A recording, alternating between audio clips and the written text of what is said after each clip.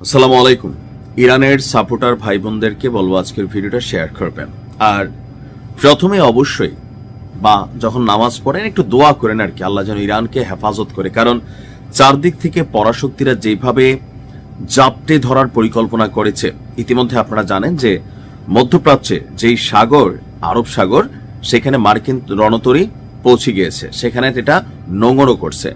আবার এই যে বিশাল যে রণতরী যুদ্ধ জাহাজ, এই যুদ্ধ জাহাজকে রক্ষা করার জন্য আপনার আবার এটার সাথে ফ্রিগেট, ডেস্ট্রয়ার, অনেক ধরনের প্রযুক্তিগত যে আরো ছোটখাটো যুদ্ধ জাহাজগুলো আছে সেগুলো অবস্থান নিয়েছে। এখন যে কোনো মুহূর্তে একটা বড় ধরনের অভিযান চলবে।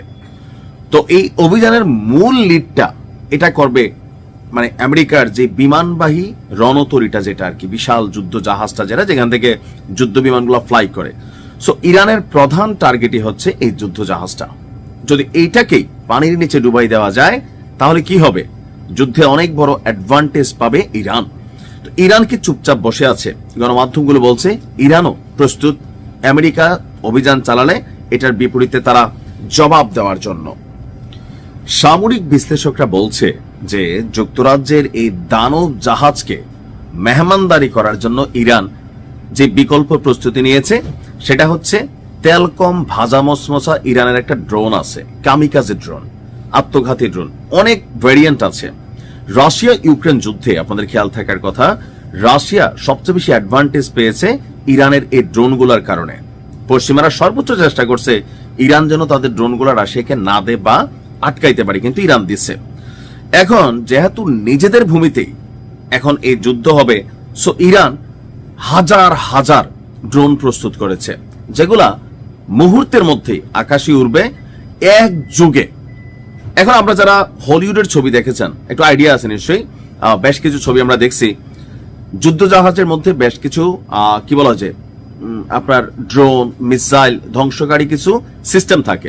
এখন এটা হয় কি যে একদিক থেকে আসতেছে, এটা তাৎক্ষণিকভাবে ওইটাকে ধ্বংস করতেছে, কিন্তু এক যুগে যদি হাজার হাজার ড্রোন এখানে অভিযান চালায় তাহলে মার্কিন যুক্তরাষ্ট্রের যে যুদ্ধ জাহাজ সেটা কি সেফটি নিতে পারবে?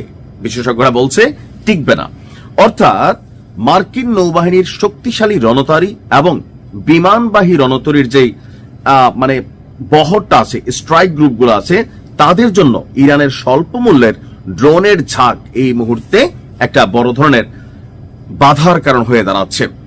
কানাডার ভ্যাঙ্কুভার ভিত্তিক ড্রোন প্রস্তুতকারক প্রতিষ্ঠান ড্রাগন ফ্লাই এর যিনি সিইও এবং সহ প্রতিষ্ঠাতা আছেন ক্যামেরন, তিনি তার একটা বিশ্লেষণ তুলে ধরেছেন। তিনি বলছেন যে ইরান এখন তুলনামূলক সস্তা এবং চালকবিহীন আকাশযানের উপর ব্যাপকভাবে নির্ভর করছে।